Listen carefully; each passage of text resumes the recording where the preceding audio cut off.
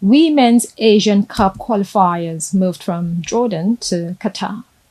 Now the news in detail.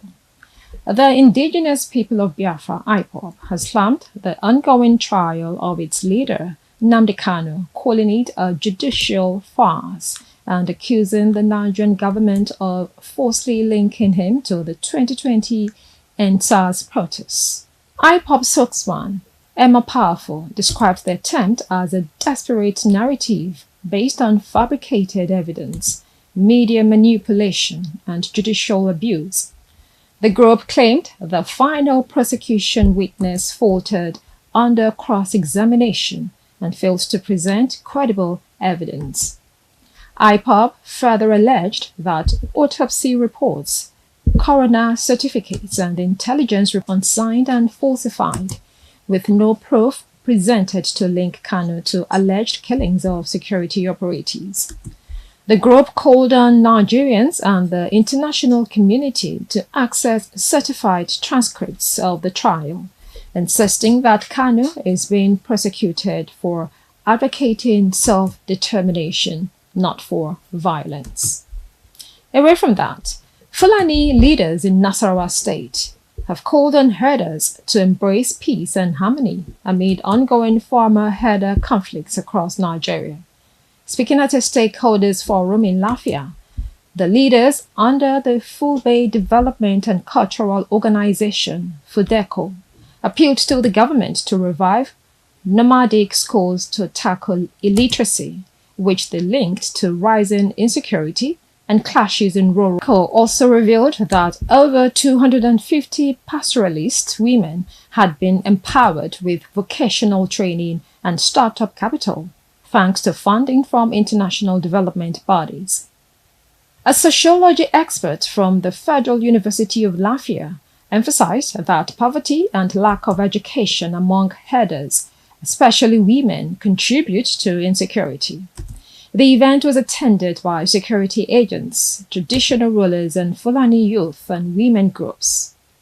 In another story, the chairman of the Independent National Electoral Commission, Professor Mahmoud Yakubu, has been served a contempt charge by a federal high court in Abuja. A court bailiff delivered the documents after INEC reportedly failed to comply with a March 5 mandamus order recognizing Chief Edozie Njoko as a National Rescue Mission NRM party leader following an emergency convention. Despite resistance from INEC staff during the service attempt, the bailiff left the court documents at the Commission's legal department. The NRM accused INEC of ignoring a valid court ruling, prompting the court to issue Form 48, a contempt notice. The court has scheduled July 15 for the hearing, with the party insisting on upholding judicial authority to prevent the system from being undermined. You're watching Biscon TV News. Up next is business news.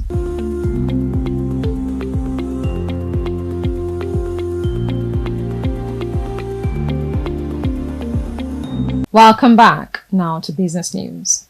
The Nigerian Electricity Regulatory Commission, NERC, has ordered all power generation companies connected to the national grid to fully integrate with the SCADA EMS system by December 31, 2025.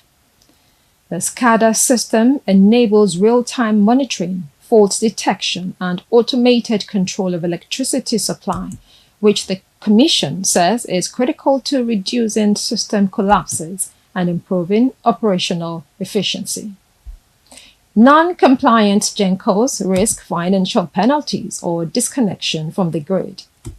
The directive requires them to transmit real-time data such as power output, voltage and fault alarms to the National Control Center. The order emphasizes that this move is essential for transparency, better load dispatch, and adherence to the nation's electricity grid code to ensure a more stable power supply. We'll take another break. When we come back, we'll bring you foreign news. Stay with us.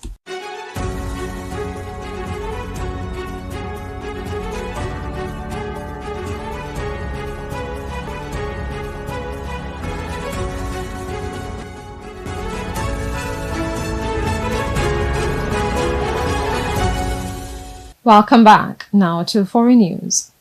North Carolina Governor Josh Stein has officially declared June 14, 2025 as Igbo Day, celebrating the cultural and societal contributions of the Igbo community in the state. The proclamation recognizes the Igbo people's long-standing presence, vibrant heritage, and efforts to promote unity and cultural pride through initiatives like the Igbo Day Festival.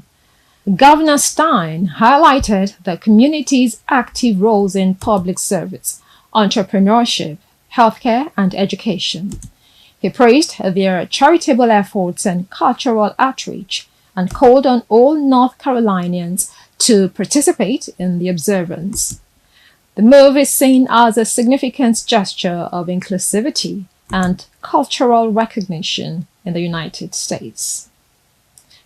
Coming up next is sports news. Stay with us.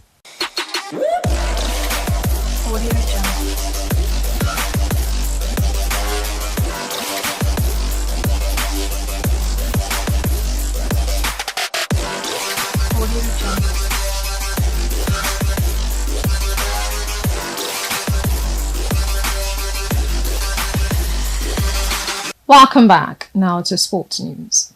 Due to rising tensions in the Middle East, the Women's Asian Cup qualifiers for Group A have been relocated from Jordan to Qatar. The Asian Football Confederation made the decision citing safety concerns, with the games now scheduled to take place from July 7 to 19, instead of the original June 23 to July 5 timeframe in Amman. Participating countries include Jordan, Iran, Singapore, Lebanon, and Bhutan. The Football Association of Singapore supported the move, citing logistical issues. Winners of the group will qualify for the 2026 Women's Asian Cup in Australia, joining host nation Australia and other top-ranked teams like Japan, South Korea, and China. We'll take another short break to come back with entertainment news.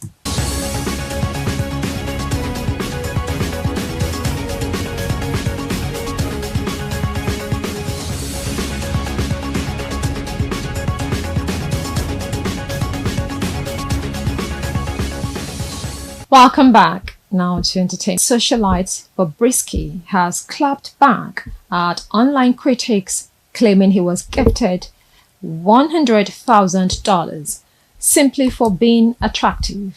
In a social media post, he responded to messages from women trolling him, asserting that their lives and achievements don't measure up to his. Bobrisky also alleged that some of these women's boyfriends and husbands were once his exes. His comments have sparked a wave of reactions online, with some users supporting his boldness, while others criticized the brag. The controversial influencer continues to trend on social media with his unapologetic persona. And that's the news for now on Biscon Television.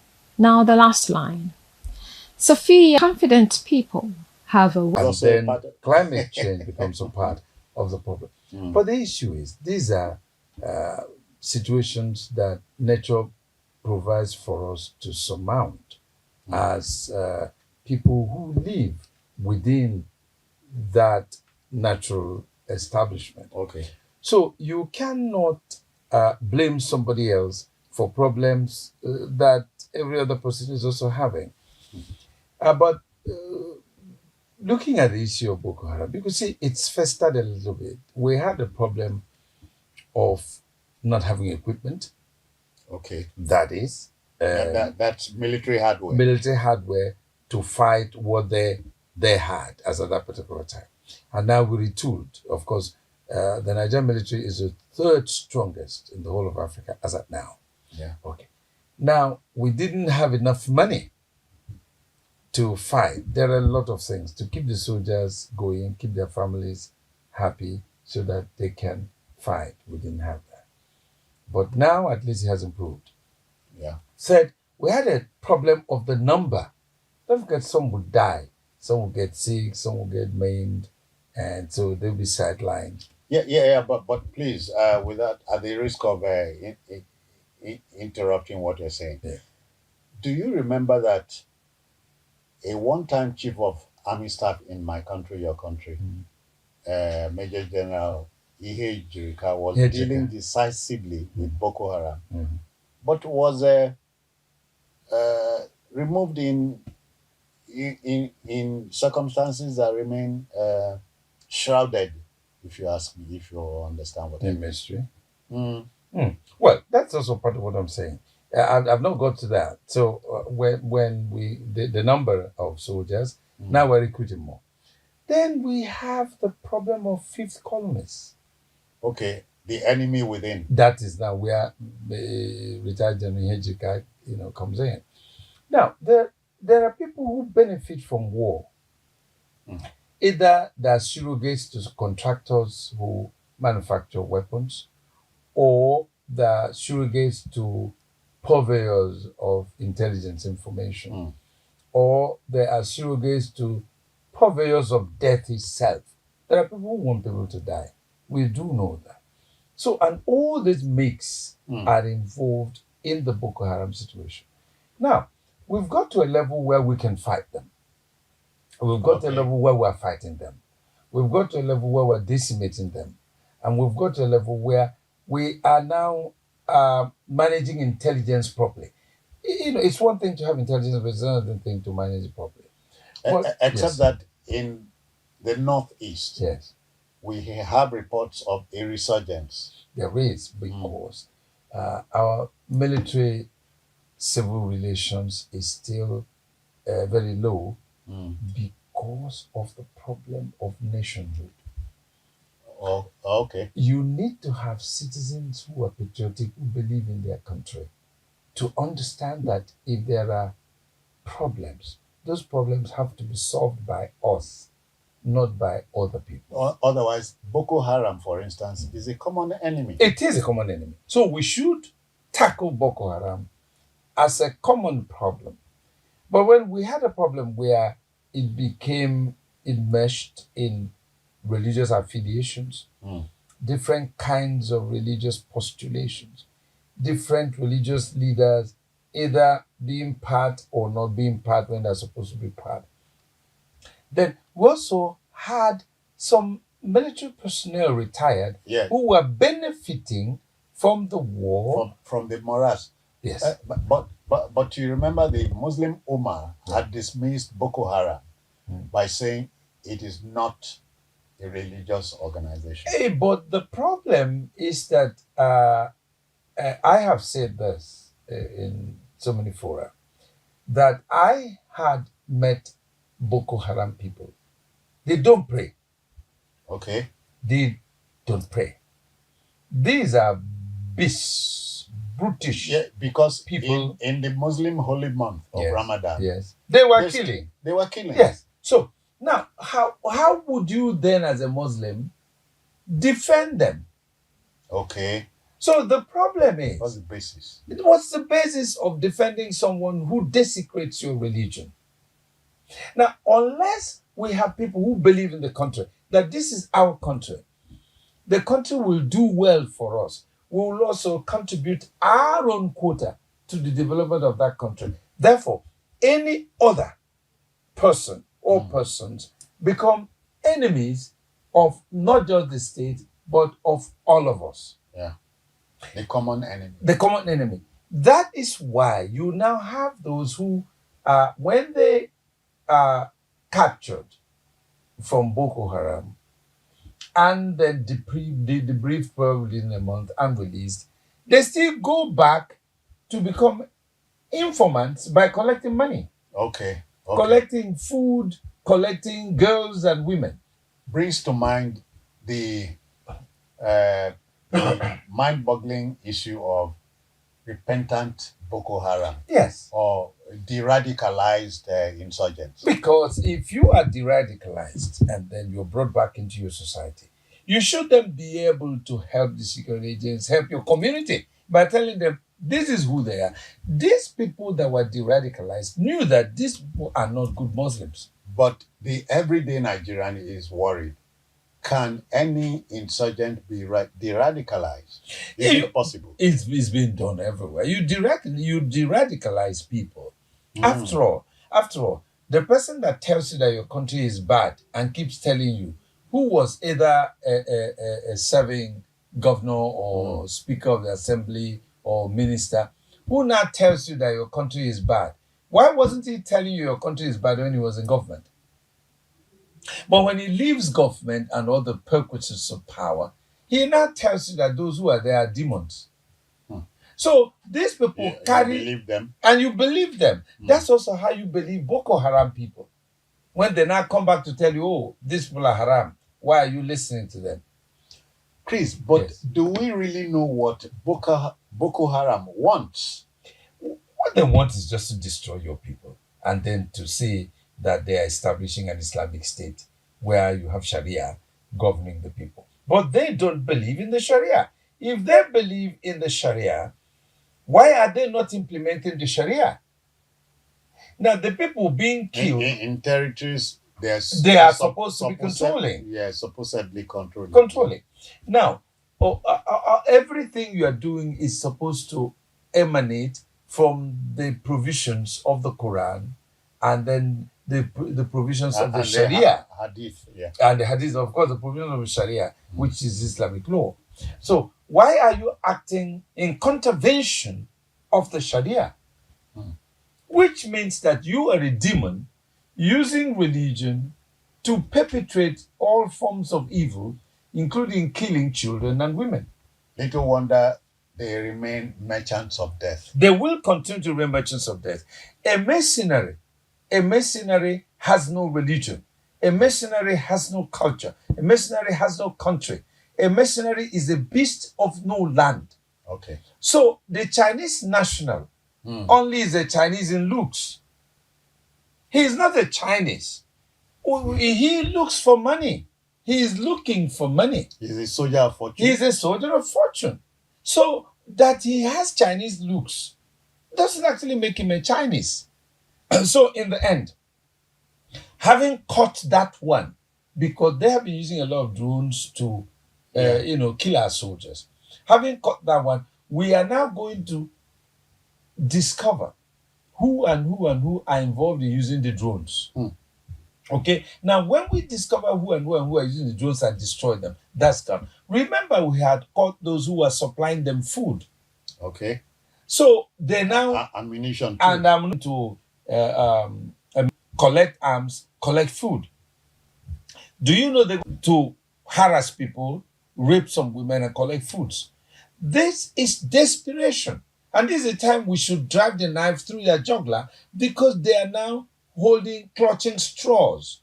Yeah. Boko Haram is gradually... As a sinking soul. A sinking organization. Yeah. So Boko Haram is almost decimated. But we should never relent now. This is a time to go through their jugular and rip their hearts out. Yeah, but aren't you troubled, as I am, about if a perceived international dimension to the... Every war has an international dimension. Whether it's one fought in Sudan, whether it's one fought in South Sudan, Mali, Niger, Burkina Faso, DRC, all right? Nigeria has lithium, gold, uranium, rich zinc, in natural resources. So all these are in high demand. And so those sponsoring these... And uranium.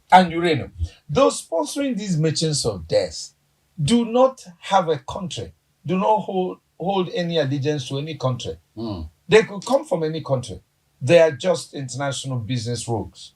And they're sponsoring these people. And that is why Boko Haram has lasted this long, because they have local collaborators. Yes. Now, with these local collaborators, they are able to get inroad into the northeast of the country. Yeah, but we've been told about the trouble in the Sahel. Yeah. That scattered them in different directions. You think that might be necessarily true? It is, because any student of international politics, international diplomacy would know that Nigeria is central to the black man's development. Okay. So the destabilization As the most most populous black nation on the planet. most intelligent, Okay. most prosperous, Dynamic. most dynamic. There is nothing you can do about it. So what they now have to do is weapons manufacturers, manufacturers of military gears, manufacturers of sports equipment that the military would use. These people have to destabilize nations. Destabilizing Nigeria is actually of utmost importance to them, because destabilizing Nigeria means that you have more organizations to arm, more organizations to equip. Now, look at the present plans by the federal government that between now and December they establish forest guards. Now, those kidnappers, insurrectionists here and there are beginning to fear. Because once the forests are guarded by these people who are going to be armed to the teeth, no room for them. So there wouldn't be any room for hideouts or places where you carry your victims to. So you snuff them out. Okay. Now, we are dealing with Boko Haram, but we need to make sure that the citizens in those areas where they operate become Nigerians in intent and in reality. They don't have to have double allegiance. In other words, take for instance, the National Assembly, for instance, passes a legislation that religion is an individual affair now. Okay, so in the Constitution, we do not recognize any religion as quasi-state religion. In other words, all the pilgrimages and hajjis will be conducted by individuals or organizations, so it becomes a business. So if you do that, and then you remove religion from its preeminent position now, you are now going to break asunder all those religious cleavages that also use tribal bigotry to perpetrate evil. In other words, some religious organizations will just exist, but not to have national relevance. And once you're doing that, organizations like ISWAP and Boko Haram will begin to be less relevant because a lot of people will not recognize them anymore, depend on them. As we speak, there are people, groups and communities that they feed. There are groups and communities that they pay their unemployed. There are groups and communities that they sponsor their Hajj fairs. So these people are dependent on them for their livelihood. And that is why when the president was talking, if you're a traditional ruler, if you're an opinion leader, if you're a tribal leader, whatever is happening in your community should concern you. Yeah. Because, look, the informant is also likely to be killed by those he's informing. Okay, may I draw a parallel here? Go ahead. In Uncle Sam's country, you understand what I mean? President Trump says the mantra is "Make America Great Again." Can we introduce that here? Of course. If you watch the president at the National Assembly during the May 29th address, he said Nigeria first. No, you mean June 12th. Sorry, on June 12th. I'm sorry. That was a slip of tongue. He said Nigeria first. So for the first time, a leader in this country is saying Nigeria first. It was before, we are our brothers, we're the big brother of this and that and that. He now says, no, Nigeria first. And if you begin to think Nigeria first, it then means that whoever comes into your neighborhood, you should be able to be security conscious, because the thief or the burglar or the Boko Haram is not a spirit, it's a human being. You then be able to find that you've not been here. Where are you from? From that question, you now begin to understand who is your friend or who's a fool. If you're not a friend, you're a fool. If you're a fool, get out of here. So this is happening in Lagos now. If you notice in Lagos communities, that's why they're able to catch some of these criminals, troublemakers, because the people are now beginning to open their eyes to say, if you're not a friend, you're a foe. If you're a foe, get out of here. If you're a friend, then you should be able to believe in what we believe. If you don't believe in what we believe, then you're not part of us. And you should go. If you don't want to go, you pay for it. This is how we can criminalize Boko Haram. Okay. And then decapitate them. There is no need for kid gloves. If you catch some of them that you know are dastardly wicked, kill them. There is no need trying to debrief a wicked person. Now that level, kill.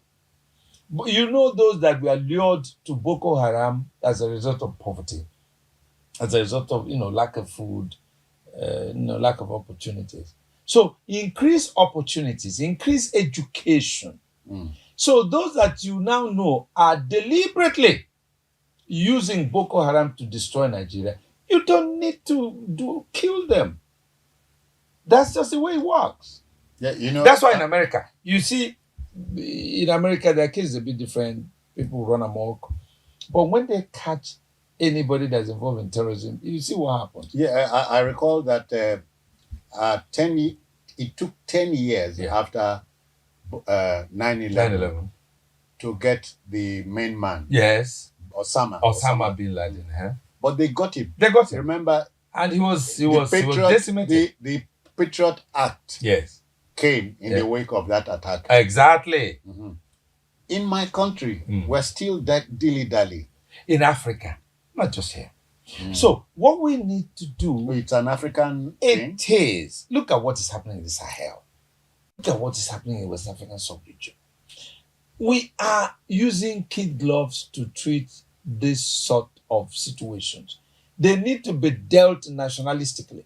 So the National Assembly should be able to make laws, situations, and then let the citizens be informed by the media. The media contributes up to more than 40% of our problems because of either misinformation, malinformation, or for that matter, not setting the right agenda. And that's what it is. So we have the politicized. We've not grown yet to have all the CNN and the Fox. No, we've are largely ignorant, crude, and uneducated. Yeah, Chris, but even as that is a double-edged sword. Of a media house wants to use the house to advantage, but the practitioner would rather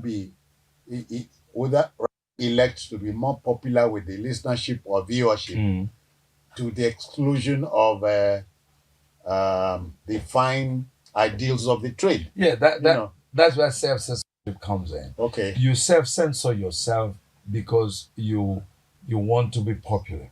And I watch some news channels and I laugh at those practitioners because they will sink. They will definitely sink. The society will not forgive in the long run. And they'll be clapping for you now, eating amala with you. Look, soon you will see that they don't like you. Yeah, because when the regulator comes, you'll be standing alone. Nobody will back you up. Or when the enforcer, the DSS comes. Yes, you go alone. You are alone. The owner of the organization will deny you. Oh, yeah. What you said was your opinion. I didn't say anything. So in taking this home, therefore, the Chinese national has been nabbed. Yeah. It should be tried. Well, first of all, they should be able to squeeze out the information from him, however they do it.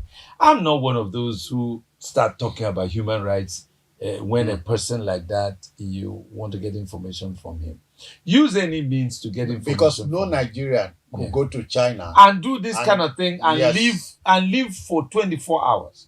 So in effect, I don't know how long that guy will live. The most important thing is get information from him. Because for him to be flying their drones, he must know a lot. And once you squeeze all that from him... He must be engaged by some powerful folks. Absolutely.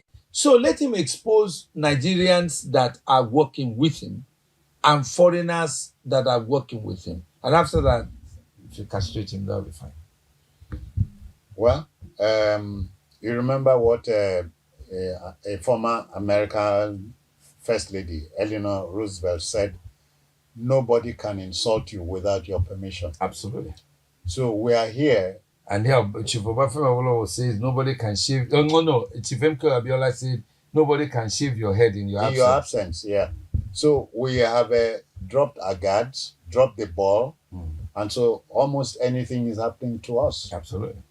So where do we go from here? Where we'll go from here is what is happening now. I guess we have a leadership now that is prepared to make history, not just to play politics with us, who is interested to take hard decisions. So if you're interested in taking hard decisions, don't drop the ball. Go ahead, do that. Squeeze any ball, flog any bag, and make sure that we get to the point where the citizens can be at least assured of a day without crisis. Because, Chris, in closing, close to 65 years of nationhood. There are some cynics who would say it is a 65-year of a flag and anthem independence.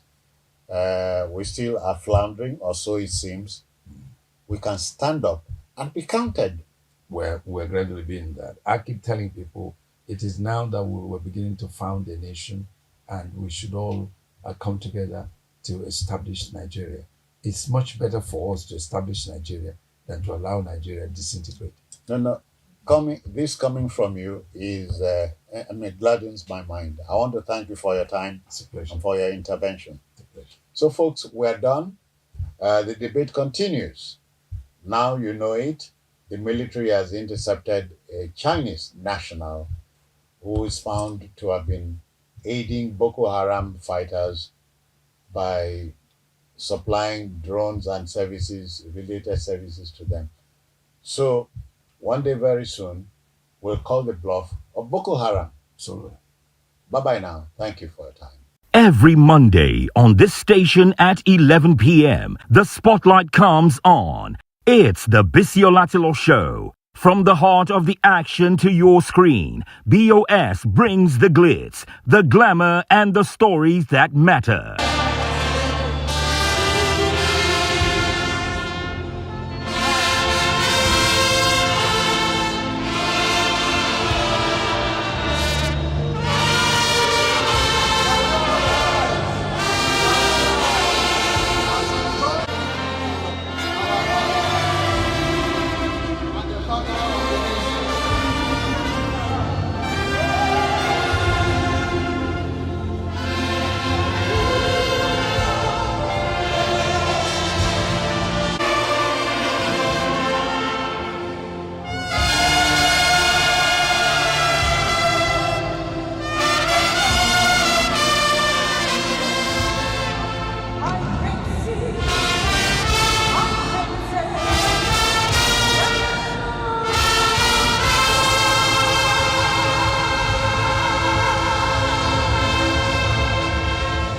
Airing on AIT, streaming on Biscon TV through GoTV channel 144, and across Instagram, YouTube, Facebook, and TikTok. We're everywhere you are. From star-studded weddings to political events, corporate galas to celebrity interviews, BOS takes you behind the scenes with style, class, and authenticity.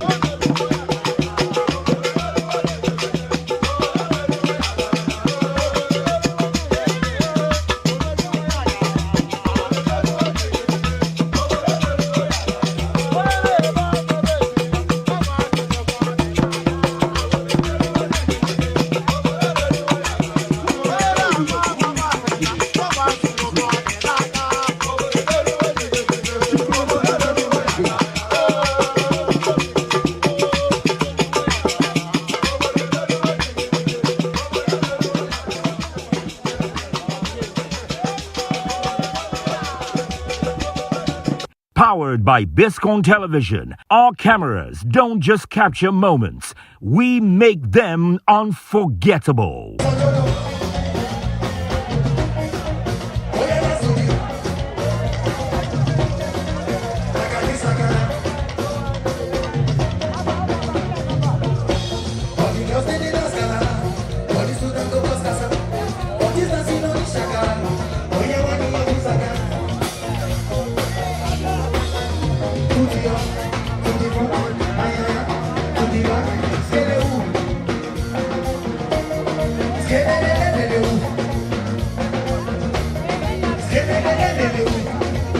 With crystal clear visuals, exclusive features, and premium storytelling, we bring you the faces, the voices, and the vibes that shape our world. Hosted by the legendary Prince Bisiolachilo, it's more than a show. It's a celebration of life, culture, and excellence.